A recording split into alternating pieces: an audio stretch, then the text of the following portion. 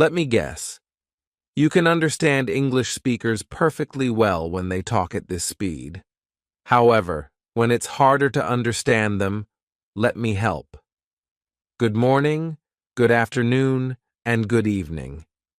Welcome to Bookish English. Before we start this video, be sure to subscribe because we make new videos all the time, and I don't want you to miss any. So, with that said, let's get on with the video. Okay, let's really learn how to understand English native speakers. I have some tips that will help you. Okay, tip number 1. I bet you can understand this person. People often ask me why I'm so interested in the mental health of children and young people, and the answer is quite simple, because I think that every child should have the best possible start in life.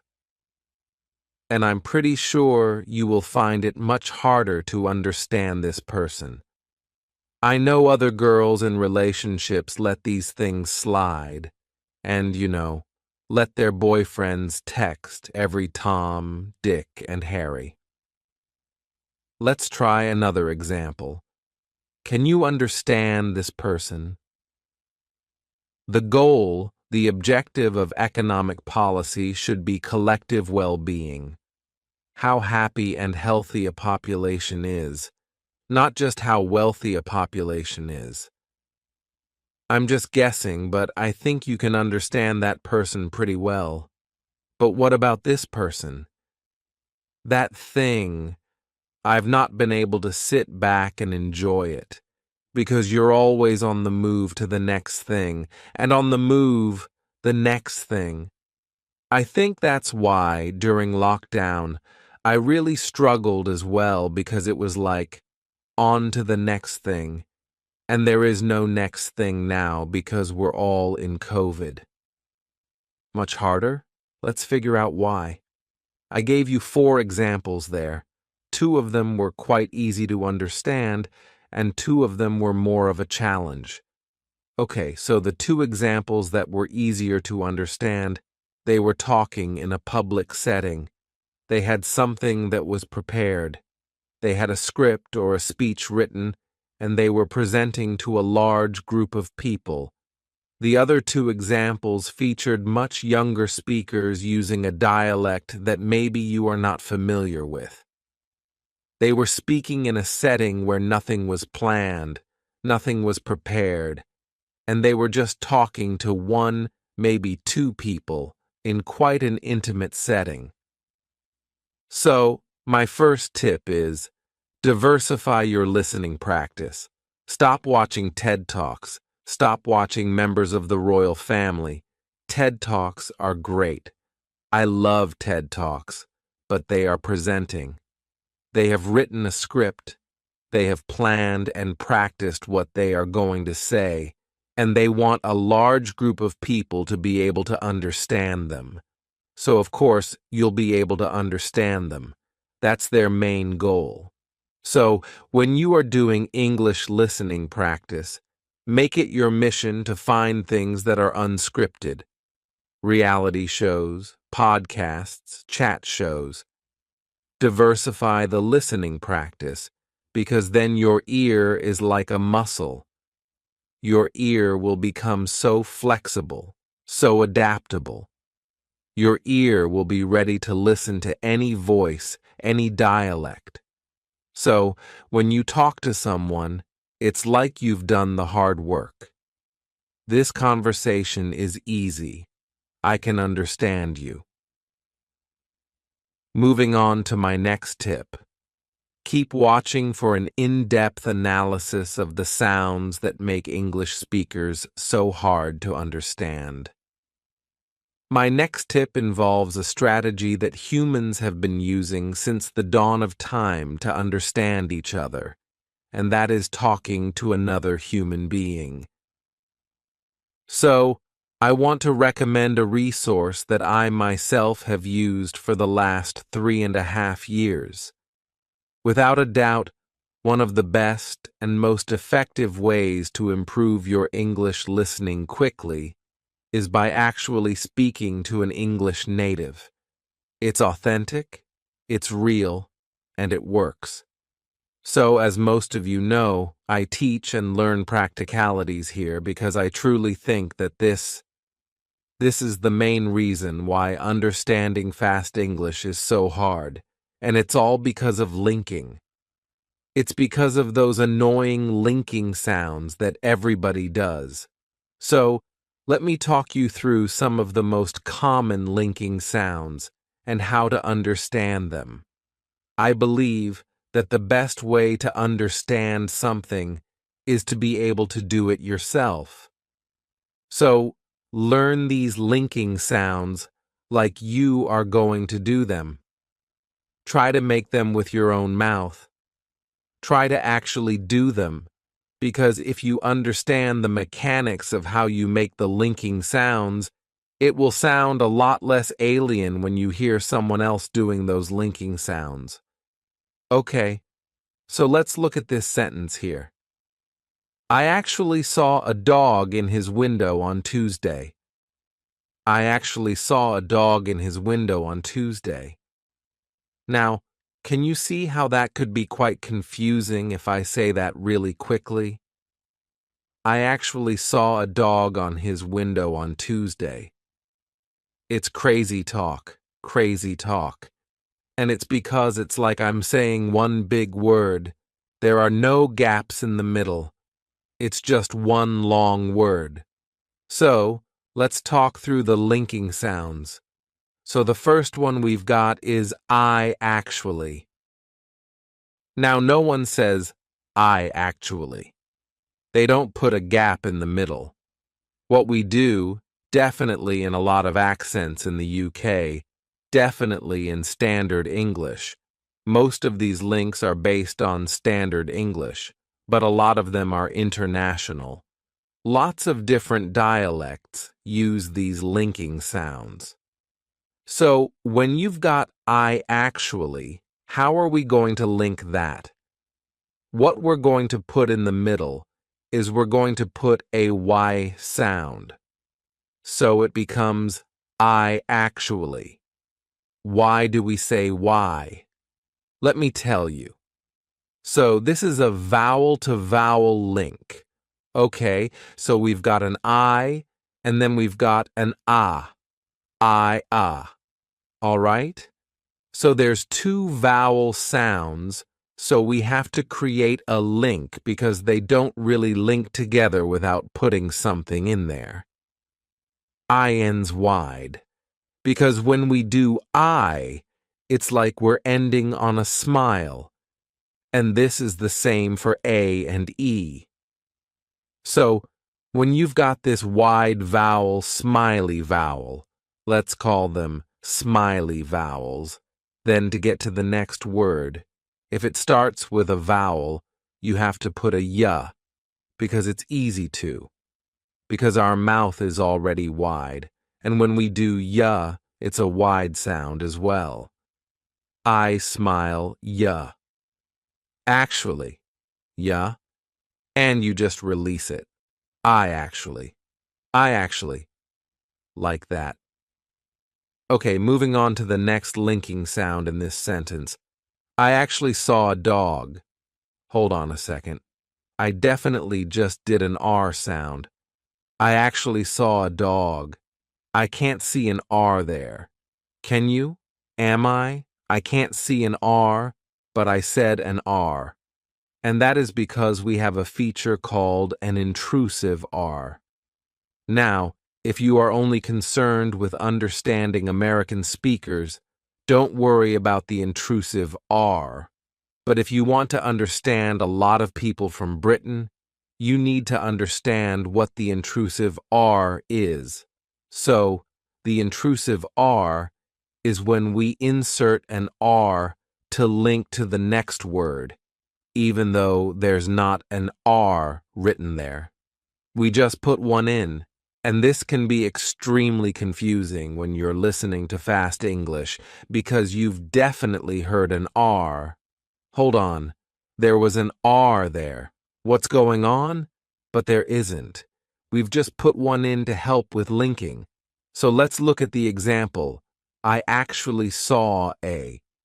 The reason why we're doing an R here is because we have the OR sound of saw and then an A.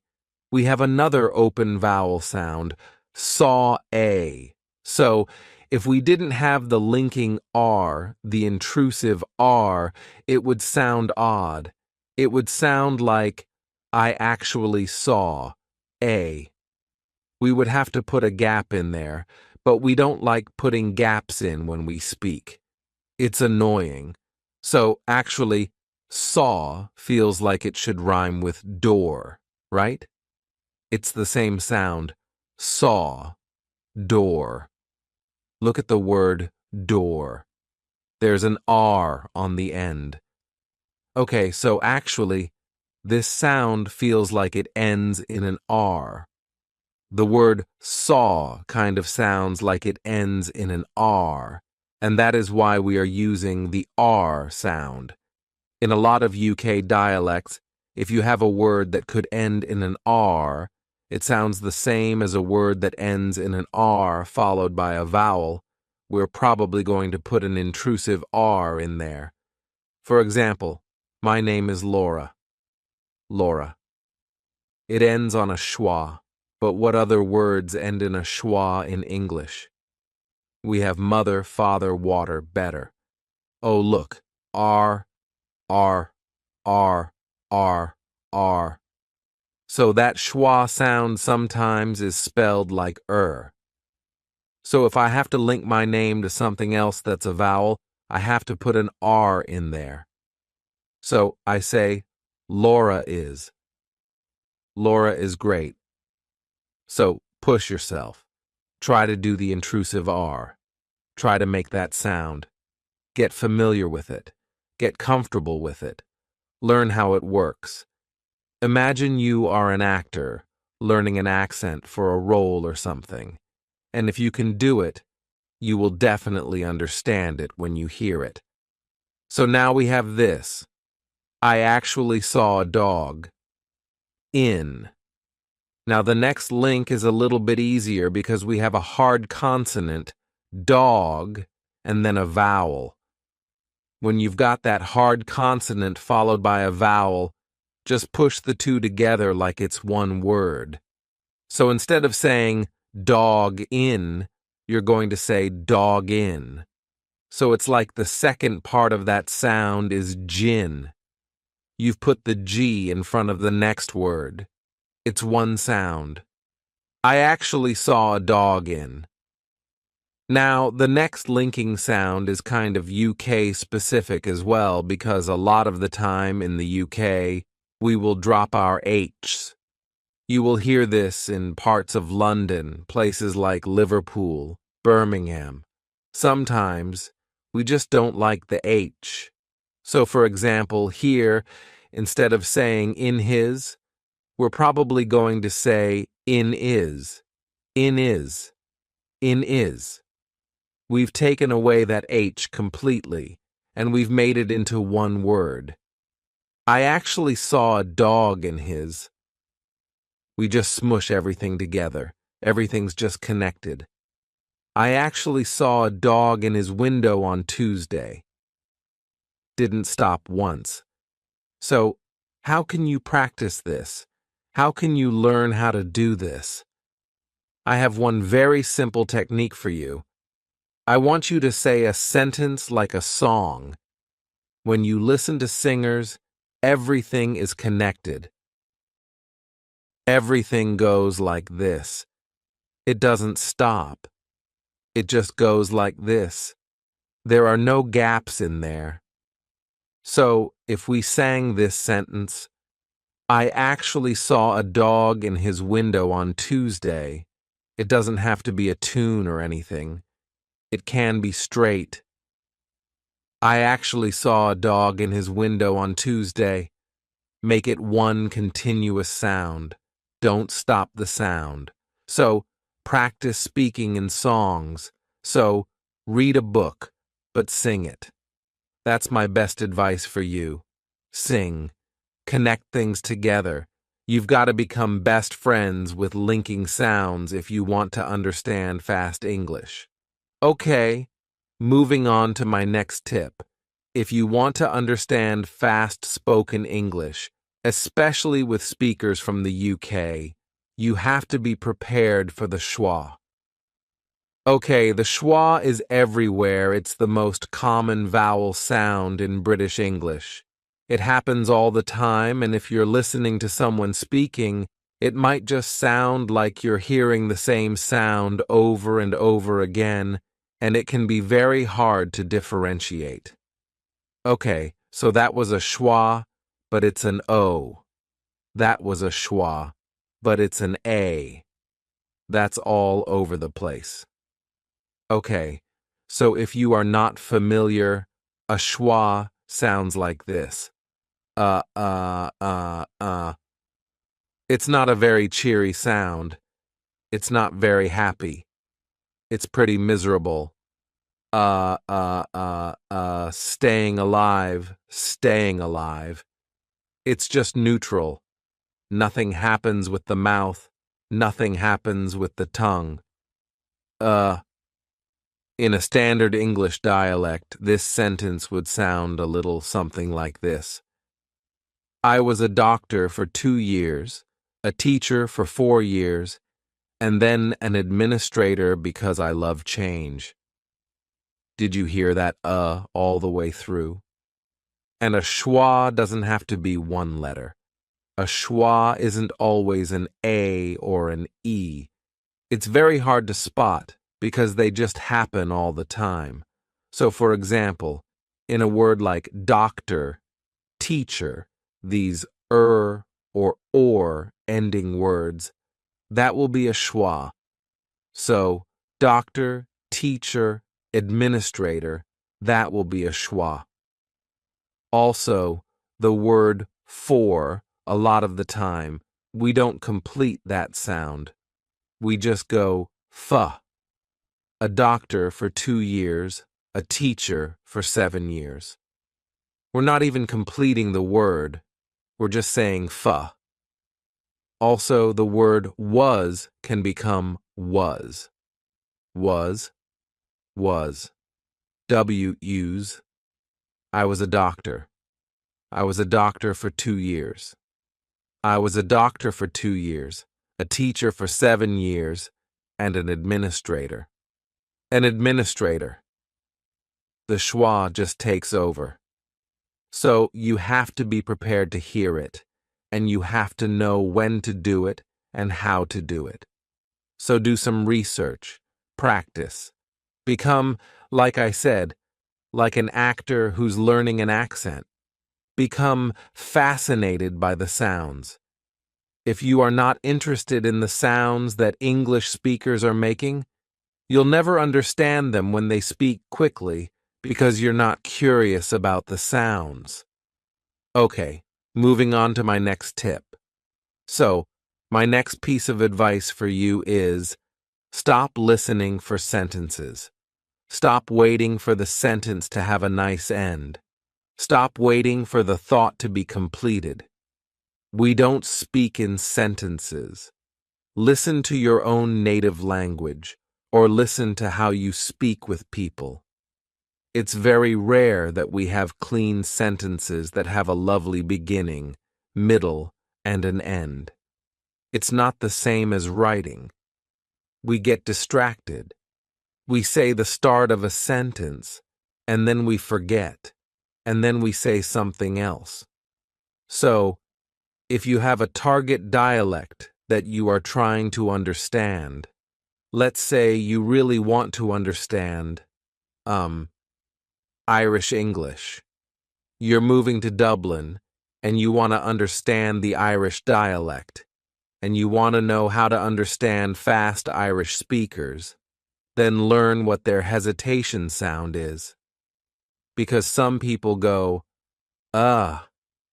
some people go, eh. Some people go, Some people go,